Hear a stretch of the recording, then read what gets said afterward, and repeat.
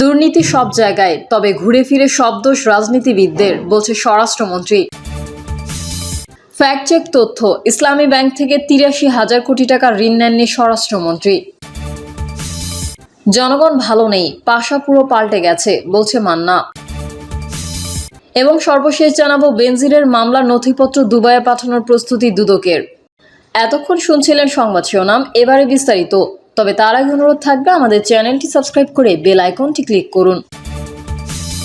দুর্নীতি সব জায়গায়, তবে ঘুরে ফিরে সব দোষ রাজনীতিবিদের, বলছে স্বরাষ্ট্রমন্ত্রী। স্বরাষ্ট্রমন্ত্রী সালাউদ্দিন আহমেদ বলেছেন, দুর্নীতি সব জায়গায় হয়, তবে ঘুরে ফিরে সব দোষ হয় রাজনীতিবিদদের। যতগুলো ফাইল স্বাক্ষর হয়, লাস্টে রাজনীতিবিদকে স্বাক্ষর করতে হয়, এই জন্য সব দোষ তার।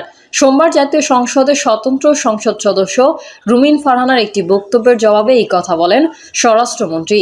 তিনি 2025-26 অর্থ বছরের সম্পূরক বাজেটে দুর্নীতি দমন কমিশনের অতিরিক্ত মঞ্জুরি দাবির উপর ছাঁটাই প্রস্তাবের আলোচনায় অংশ নেন। প্রধানমন্ত্রী তারেক রহমানের পক্ষে স্বরাষ্ট্রমন্ত্রী দুদকের জন্য অতিরিক্ত মঞ্জুরি দাবি সংসদে তোলেন। দুর্নীতি দমন কমিশন গঠনের জন্য সার্চ কমিটিতে প্রধান বিচারপতি তার প্রতিনিধির নাম পাঠিয়েছেন গতকাল। তাই এখন যে কোনো সময় সরকার এই সার্চ কমিটি করবে বলে জানিয়েছেন স্বরাষ্ট্রমন্ত্রী সালাউদ্দিন আহমেদ। তিনি বলেছেন, হয়তো আপনারা মনে করে নিয়েছেন সরকার আন্তরিক না। সরকার আন্তরিক ছিল, চিঠি দিয়েছে, সার্চ কমিটি গঠন করা হবে, দুর্নীতি দমন কমিশন গঠন করা হবে, কিন্তু আমরা সহযোগিতাটা পাইনি।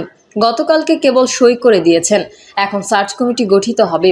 স্বরাষ্ট্রমন্ত্রী সালাউদ্দিন আহমেদ বলেন, দুদক চেয়ারম্যান ও কমিশনার নিয়োগের লক্ষ্যে সার্চ কমিটি গঠন করা হচ্ছে। এটিতে একটি মধ্যবর্তী ব্যবস্থা হিসেবে বর্ণনা করে তিনি বলেছেন, আরও শক্তিশালী দুদক প্রতিষ্ঠার লক্ষ্যে নতুন আইন করা হবে। সেই আলোচনা শুরু হয়েছে। স্বরাষ্ট্রমন্ত্রী বলেন, সার্চ কমিটি আগের আইনেও ছিল।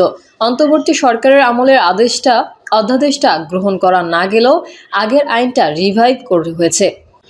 অন্তর্বর্তী সরকারের আমলের অধ্যাদেশটা গ্রহণ করা না গেলেও আগের আইনটা রিভাইভ হয়েছে। এখনও সার্চ কমিটি আছে। সার্চ কমিটি গঠনে দেরি হওয়ার কারণ তুলে ধরে স্বরাষ্ট্রমন্ত্রী বলেন, দুর্নীতি দমন কমিশনটা গঠন করার জন্য সার্চ কমিটি গঠনের জন্য যে কমিটি গঠন করার উদ্যোগ নেওয়া হয়েছিল, দয়া করে কালকে মাননীয় প্রধান বিচারপতি অনেকদিন পর তার প্রতিনিধি নিয়োগ করেছেন। বহুদিন গড়িয়ে গেছে। স্বরাষ্ট্রমন্ত্রী বলেন, হয়তো আপনারা মনে করে নিয়েছেন সরকার আন্তরিক না। সরকার আন্তরিক ছিল, চিঠি দিয়েছে, সার্চ কমিটি গঠন করা হবে, দুর্নীতি দমন কমিশন গঠন করা হবে, কিন্তু আমরা সহযোগিতাটা পাইনি। গতকালকে কেবল সই করে দিয়েছেন, এখন সার্চ কমিটি গঠিত হবে, দুর্নীতি দমন কমিশনও গঠিত হবে, দুর্নীতির সমস্ত বিষয় অ্যাড্রেস করা হবে। স্বরাষ্ট্রমন্ত্রী বলেন, এটা হচ্ছে একটা মধ্যবর্তী ব্যবস্থা। দুর্নীতি দমন কমিশন বিল সংসদে পাশ হলে তখন আরও শক্তিশালী দুর্নীতি দমন কমিশন গঠন করা হবে। রুমিন ফারহানার একটি বক্তব্যের জবাবে স্বরাষ্ট্রমন্ত্রী বলেন, দুর্নীতি সব জায়গায় হয়, ঘুরে ফিরে সব দোষ রাজনীতিবিদদের হয়, কিন্তু যতগুলো ফাইল স্বাক্ষর হয়, লাস্টে রাজনীতিবিদকে স্বাক্ষর করতে হয়, এই জন্য সব দোষ তার। স্বরাষ্ট্রমন্ত্রী বলেন, শক্তিশালী দুদক গঠন করা হবে বলে দুদক অধ্যাদেশ গ্রহণ করা হয়নি। এখন এটা নিয়ে আলোচনা শুরু হয়েছে। অধ্যাদেশ আইনে পরিণত না হওয়া নিয়ে প্রশ্ন। এর আগে স্বতন্ত্র সংসদ সদস্য রুমিন ফারহানা বলেন, তিনি গুগলে সার্চ দিয়ে দেখেছেন যে দেশের দুর্নীতিতে টপমোস্ট দুটি পেশা কি। 1 নম্বরে রাজনীতিবিদদের নাম, 2 নম্বরে আছে আমলাদের নাম। রাজনীতি করলে পয়সা উৎপাদন হয়, এটা সম্ভবত বাংলাদেশের মতো দেশেই সম্ভব, যে দেশটি 2005 সাল থেকে শুরু করে 2010 সাল পর্যন্ত টানা 5 বার দুর্নীতিতে চ্যাম্পিয়ন হয়েছিল। আওয়ামী লীগ সরকার আমলে বালিশ দুর্নীতি, ব্যাংক লুট সহ বিভিন্ন দুর্নীতির কথা তুলে ধরে রুমিন বলেন, আমাদের আশা ছিল 5ই আগস্টের পর যখন নতুন বাংলাদেশের কথা হচ্ছে, তখন দুদককে নখদন্তহীন বাঘ থেকে একটি শক্তিশালী প্রতিষ্ঠানে পরিণত হতে হবে। তখন দুদককে নখদন্তহীন বাঘ থেকে একটি শক্তিশালী প্রতিষ্ঠানে পরিণত করতে পারবো। অন্তর্বর্তীকালীন সরকার প্রস্তাব দিয়েছিল, অধ্যাদেশ দিয়েছিল। এই সরকার ক্ষমতায় আসার পর 100-এর উপর অধ্যাদেশ আইনে পরিণত হয়েছে, কিন্তু দুর্নীতি দমন কমিশন সংশোধন আইন করা হয়নি।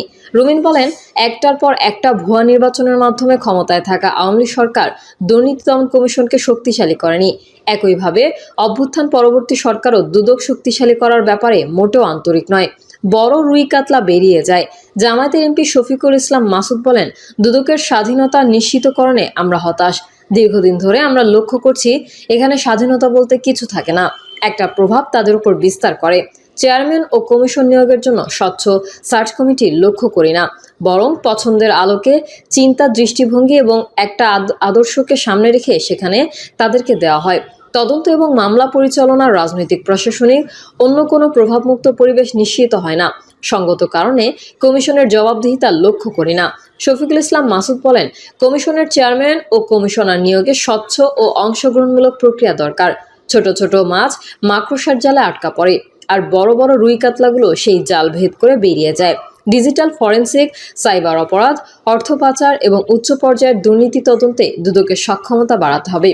রাজনৈতিক ব্যক্তি, সরকারি কর্মকর্তা, ব্যবসায়ী বা প্রভাবশালী যে কেউ দুর্নীতিতে জড়িত হলে তার বিরুদ্ধে সমানভাবে আইন প্রয়োগের দাবি জানান তিনি।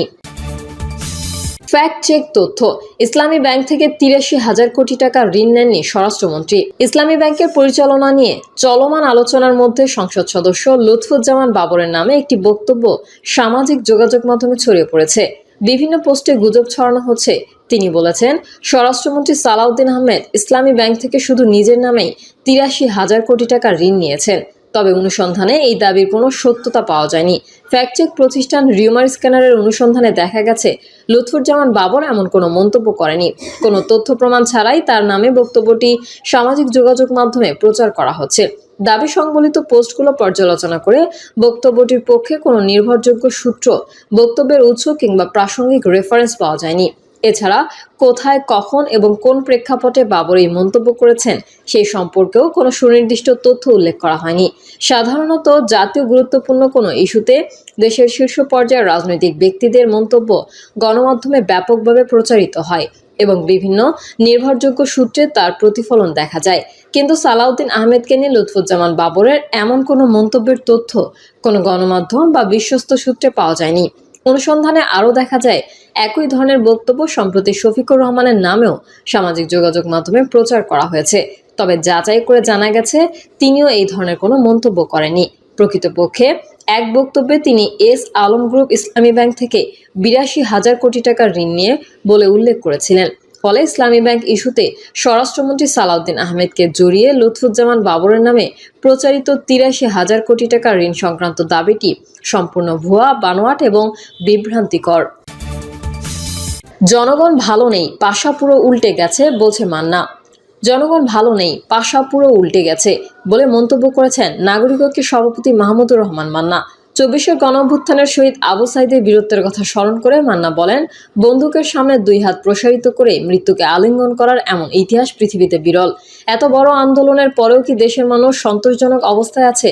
যারা লড়াইয়ের মাঠে জীবন বাজি রাখলো, তাদের আকাঙ্ক্ষার বাংলাদেশকে আমরা পেয়েছি। আজ পুরো পাশা উল্টে গেছে। তিনি স্পষ্ট করে বলেন, জনগণের কাঙ্ক্ষিত অধিকার ও একটি প্রকৃত কল্যাণ রাষ্ট্র প্রতিষ্ঠা করতে হলে দীর্ঘদিনের আন্দোলনের সহযোগী, সহযাত্রী, প্রগতিশীল রাজনৈতিক দলগুলোকে ন্যূনতম এজেন্ডায় ঐক্যবদ্ধ হতে হবে। সম্প্রতি ঘোষিত ৯ লাখ কোটি টাকারও বেশি অঙ্কের বিশাল বাজেট নিয়ে তীব্র সমালোচনা করে নাগরিক ঐক্যের সভাপতি এবং তিনি বলেন, বাজেটের ভেতর সুন্দর সুন্দর কথার চানাচুর দিয়ে মানুষকে সন্তুষ্ট করার চেষ্টা করা হচ্ছে, কিন্তু এর কোনো বাস্তব গ্যারান্টি নেই। যে সরকার ঠিকমতো সরকারি কর্মকর্তা কর্মচারীদের বেতন বা নতুন ঘোষিত বেতন স্কেলের টাকা সংস্থান করতে পারে না, তারা এই বিশাল বাজেটের টাকা কোথাকে দেবে? তিনি সতর্ক করে বলেন, অর্থনীতিকে বাদ দিয়ে যারা রাজনীতি করতে চায় তারা দেশকে সামনে নিতে পারবে না। জনতুষ্টির পথ ছেড়ে জনগণের কল্যাণের জন্য বাস্তবমুখী পদক্ষেপ না নিলে দেশের অর্থনৈতিক পরিস্থিতি চরম সংকটে পড়বে। বেনজিরের মামলার নথিপত্র দুবাইয়ে পাঠানোর প্রস্তুতি দুদকের। দুবাইয়ে গ্রেফতার হওয়া বাংলাদেশ পুলিশের সাবেক মহাপরিদর্শক বেনজির আহমেদকে দেশে ফেরাতে কাজ শুরু করেছে দুর্নীতি দমন কমিশন। তার বিরুদ্ধে অবৈধ সম্পদ অর্জন ও প্রতারণার অভিযোগে ৫টি মামলা করেছে দুদক। বেনজিরকে ফেরাতে গুরুত্বপূর্ণ নথিপত্র তৈরির প্রস্তুতি চলছে, চূড়ান্ত করে কূটনৈতিক চ্যানেলে, যা স্বরাষ্ট্র মন্ত্রণালয়ের মাধ্যমে পাঠাবে দুদক। সোমবার দুদকের জনসংযোগ কর্মকর্তা মোহাম্মদ আখতারুল ইসলাম বিষয়টি নিশ্চিত করে বলেন, দুবাইয়ে গ্রেফতার হওয়া বেনজির আহমেদকে দেশে ফিরিয়ে আনতে সমস্ত নথিপত্র তৈরির প্রস্তুতি চলছে। দুর্নীতির এসব নথিপত্র চূড়ান্ত করে স্বরাষ্ট্র মন্ত্রণালয়ের মাধ্যমে পাঠানো হবে কূটনৈতিক চ্যানেলে। প্রিয় দর্শক, এই ছিল এখনকার সর্বশেষ সংবাদ। আপডেট ও সংবাদ পেতে চ্যানেলটি সাবস্ক্রাইব করে বেল আইকনটি ক্লিক করুন। কমেন্টে আপনার মতামত জানিয়ে আমাদের সাথেই থাকুন। ধন্যবাদ সবাইকে। আল্লাহ হাফেজ।